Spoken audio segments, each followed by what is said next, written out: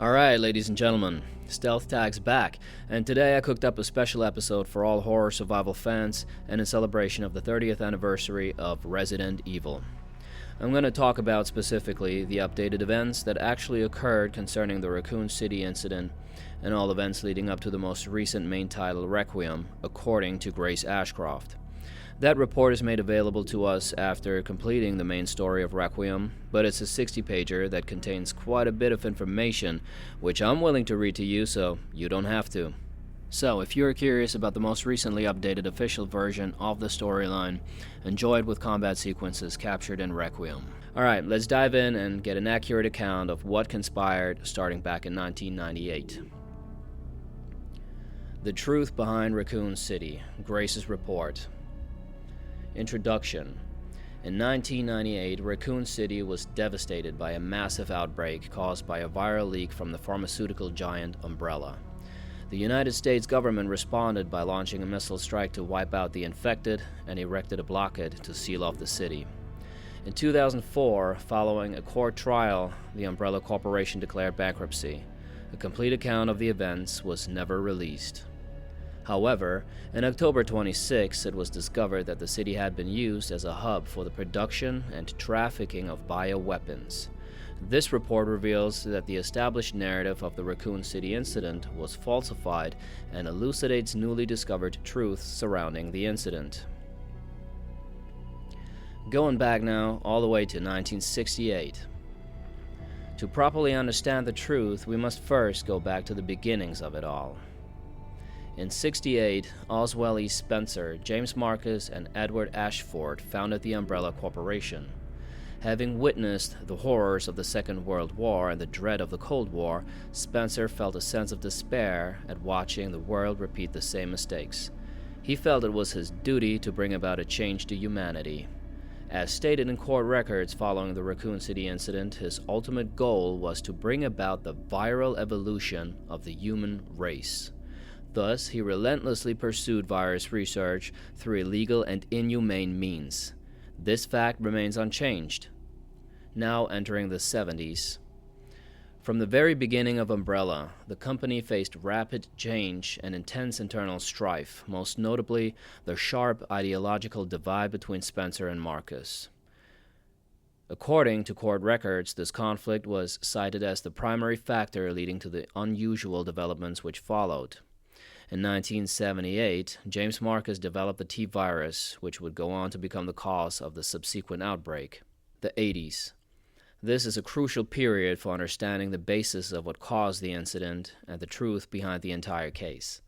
Spencer's influence and ARC's establishment. Spencer used internal politics to have Marcus demoted, absorbing T-virus research into a facility under his own control. From then on, Umbrella began to actively research and develop bioweapons under Spencer's leadership. The underground facility known as ARC, which was discovered during recent events, originally served as the administrative center of Umbrella's research.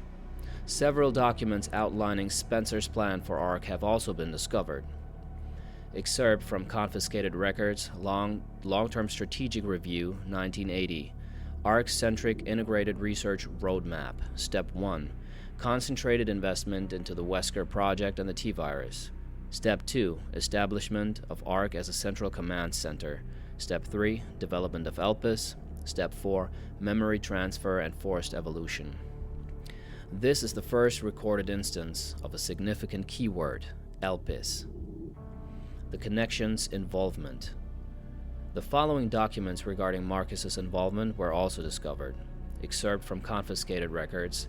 Receipt of donation, 1986.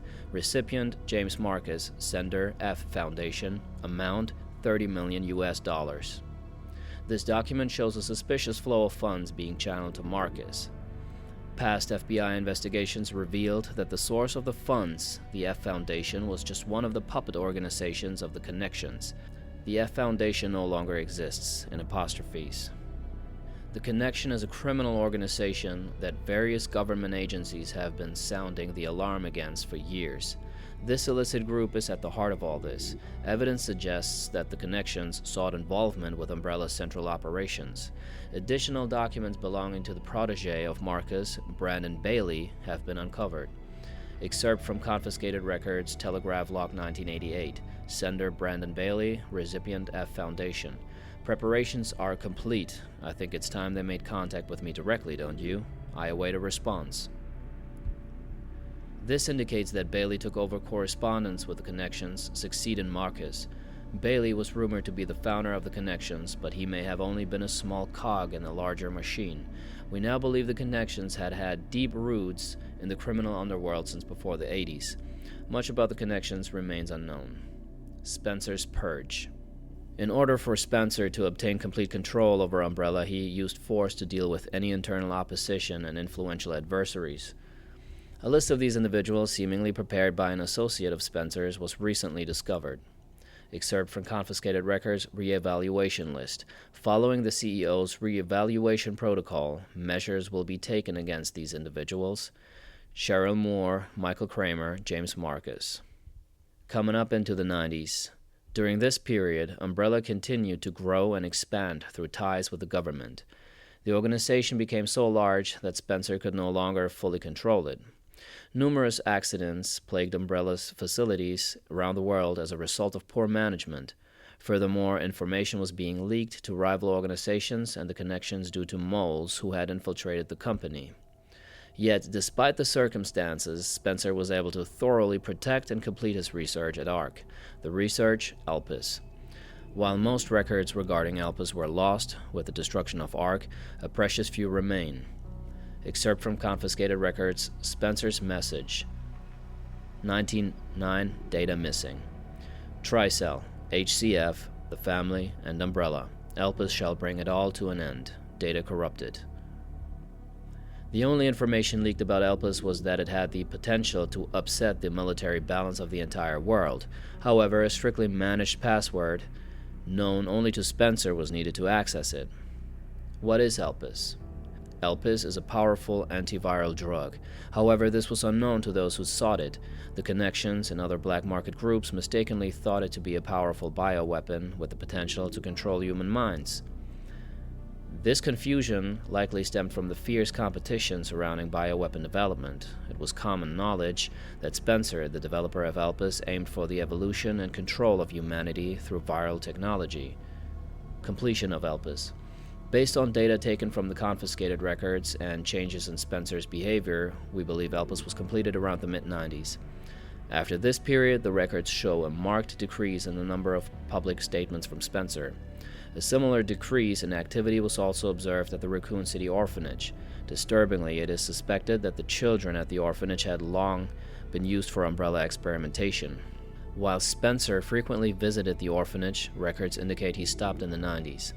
Furthermore, the orphanage was under the research jurisdiction of William Birkin in the late 90s. Birkin turned against Spencer, ultimately leading to the leak of the T-virus. Alright, getting to the heart of the matter, 1998, the Raccoon City incident. The T-virus leaked from the Umbrella research facility in Raccoon City, causing an unprecedented outbreak. In response, the government decided to launch a missile strike on the city under the pretense of containing the spread. However, this is where we have been misled. The missile strike was not launched to prevent the spread of infection. A plan was formed to disrupt the relationship between the government and Umbrella and shift the blame for all illegal activities onto Spencer. Found records indicate that the Connections lobbied for the missile strike. Excerpts from confiscated records, access log, first assembly minutes. ARC has been secured. Commence the missile strike. The blame will fall solely on Spencer. With this, Umbrella will be dismantled and will seize their assets. Their goal was the acquisition of Umbrella assets, particularly the thing they believed would disrupt the world's military balance, Elpis. Due to Bailey's involvement, the Connections were aware of Umbrella's inner workings prior to the Raccoon City incident. This set them up to swiftly secure ARC before instructing the government to carry out the missile strike. After the Raccoon City incident, the Umbrella trials. As is well known, trials were held after the events of the Raccoon City incident. Testimony from Raccoon City survivors, along with evidence submitted by the Global Pharmaceutical Consortium, demonstrated the scope of Umbrella's nefarious activities. Evidence against Spencer was presented at the trials by his subordinate Albert Wesker. It's now evident that Wesker was linked to Tricell, which in turn had strong ties to the Connections. Therefore, it is highly likely there was pressure from the government and the connections during the trials. In 2004, following the outcome of the trials, Umbrella was forced into bankruptcy. Just as the connections and the government intended, Oswald E. Spencer was held accountable as CEO, and he disappeared from the public eye. Acquisition of ARK. The connections and the government seized ARK during the Raccoon City incident. Thereafter, ARK served as a base for the research, development, and distribution of bioweapons. Documents believed to be transaction lists have also been seized. These list Umbrella's competitors along with organizations that were previously found guilty of illegal activity. Unfortunately, most evidence was lost with the collapse of ARK. Recovery efforts continue, but success is unlikely. Proliferation of bioterrorism. Following the Raccoon City incident, weaponized viruses developed by Umbrella were leaked. Subsequently, instances of bioterrorism utilizing this technology spread around the globe. In 2013, President Adam Benford was assassinated in a bioterrorist attack. Intelligence agencies report that the president wished to reveal the full truth of the Raccoon City incident. It is possible that President Benford was privy to the facts revealed in this report. Spencer's final years. Remaining records about Spencer after the dissolution of Umbrella are scarce, but a new source of information has recently come to light, an interview conducted by Alyssa Ashcroft. Despite being responsible for countless atrocities, Spencer showed some signs of remorse in this interview.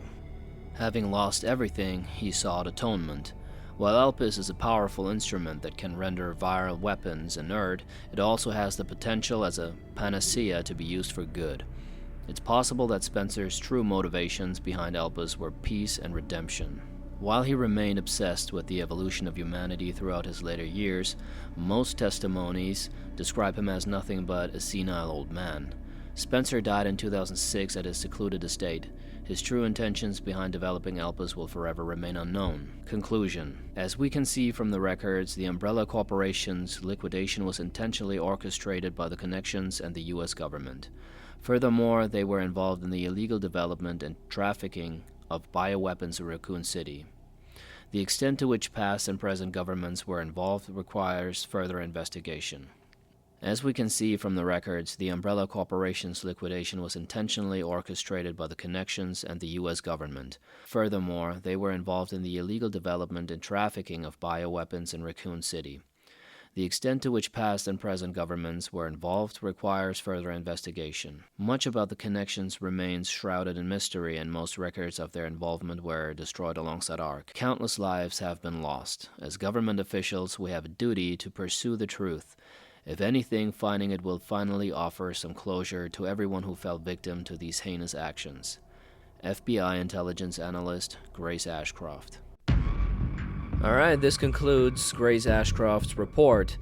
I hope this helped keeping you up to date with the current official storyline of Resident Evil and connected some dots as far as past events go, painting a bigger picture, especially for players new to Resident Evil. Please do all the things, like, subscribe to the channel if you appreciate the content, and leave a comment below if you have something to add or just want to discuss a specific subject in the Resident Evil verse. Alright, thanks guys, and I'll see you in the next one.